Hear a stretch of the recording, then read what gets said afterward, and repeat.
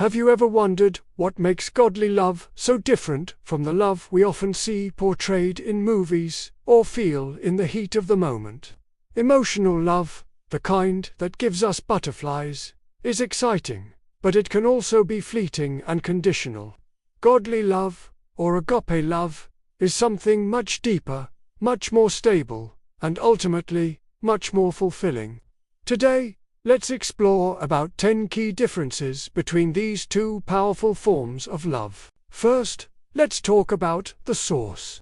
Emotional love springs from our own feelings, attractions, and personal needs. It's often a response to how someone makes us feel. If they make us happy, we love them. If they don't, that love can fade. Godly love, on the other hand, originates from God Himself. It's a love that flows from His unchanging character, not from our fluctuating emotions. It's not something we manufacture. It's something we receive from God and then share with others. Think of it this way. Emotional love is like a puddle that depends on the rain, while godly love is like a deep spring that never runs dry. The second difference is the foundation. Emotional love is built on feelings and circumstances. It's a love that says, I love you because you're beautiful, because you're fun, because we have so much in common. But what happens when those becauses change? Godly love is built on a decision, a commitment. It's a love that says, I love you, period. It's a choice to value, honor, and seek the best for another person, regardless of whether they're meeting our expectations at that moment. This kind of love is a steadfast choice, not a passing feeling. Third, consider their focus. Emotional love is often self-focused. We love someone because of the joy, comfort, or validation they bring to us. It's about what we get out of the relationship. Godly love is fundamentally other-focused. It's sacrificial. It seeks the well-being of the other person, even at a cost to oneself. It asks, what can I give? Not, what can I get? This is the kind of love that Jesus demonstrated, a love that serves and gives without expecting anything in return. Fourth is consistency. Our emotions are like the weather, they can change in an instant. One day, we feel on top of the world, full of affection. The next, we might feel distant or annoyed. Emotional love, being tied to these feelings, is inherently unstable. Godly love is consistent and patient. Because it's based on a commitment, it perseveres through good times and bad. It's patient when we're at our worst, and it doesn't give up when things get tough. It's the anchor in the storm of life's ups and downs. The fifth difference lies in how they handle conflict. In a relationship driven by emotional love, conflict can be devastating. Hurt feelings can lead to withdrawal, resentment, and even the end of the relationship. The focus is often on who is right and who is wrong. Godly love approaches conflict with grace and a desire for reconciliation. It's quick to forgive because it remembers we have all been forgiven. It seeks to understand rather than to win an argument.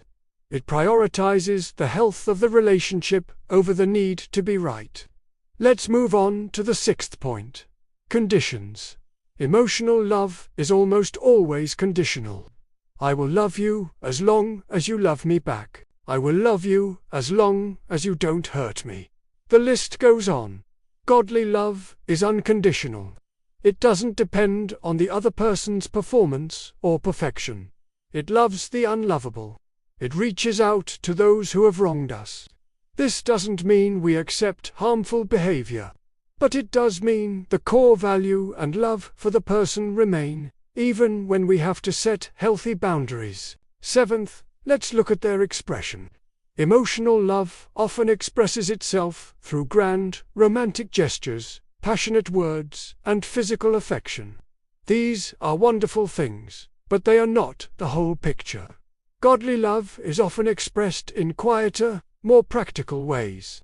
It's making a meal for a sick friend, listening patiently to someone's struggles, speaking the truth with kindness, or doing the chores without being asked. It's love in action, seen in the small, daily acts of service and sacrifice.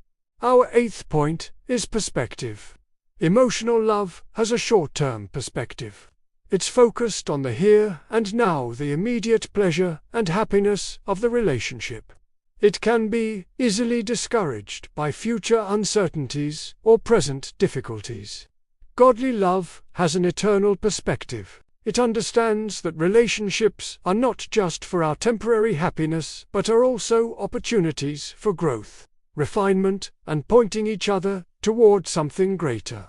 It invests in the long-term spiritual and emotional health of the other person, not just the immediate gratification. 9th, consider their inclusiveness. Emotional love is exclusive. We typically feel that kind of intense, romantic love for one person, or a deep affection for a small circle of family and friends. It naturally creates an us versus them dynamic. Godly love is inclusive. While it manifests differently in different relationships, for instance, the love for a spouse is different from the love for a neighbor. Its core principle of valuing and caring for others extends to everyone. It calls us to love our neighbors, our friends, and yes, even our enemies. It breaks down barriers instead of building them. Finally, the 10th difference is the ultimate goal. The goal of emotional love is often personal happiness and fulfillment. We seek a partner to complete us, to make our life better. The goal of godly love is to glorify God and to help others flourish. It's about being a conduit of God's love in the world. When we love with a godly love, our relationships become a testament to His goodness and grace. The focus shifts from our own happiness to a shared journey of becoming more like the source of love Himself.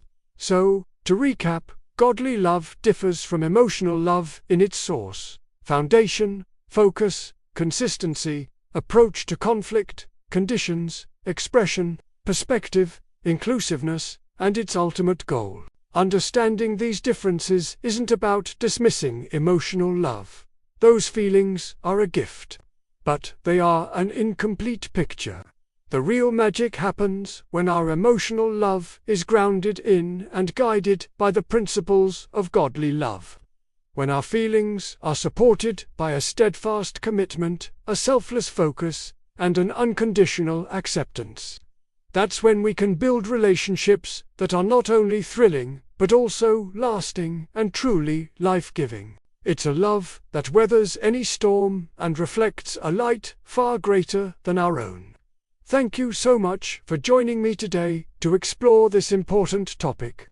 I hope it's given you some food for thought about the relationships in your own life. If you found this helpful, please give this video a like and consider subscribing for more content like this. I'd love to hear your thoughts in the comments below. See you in the next video.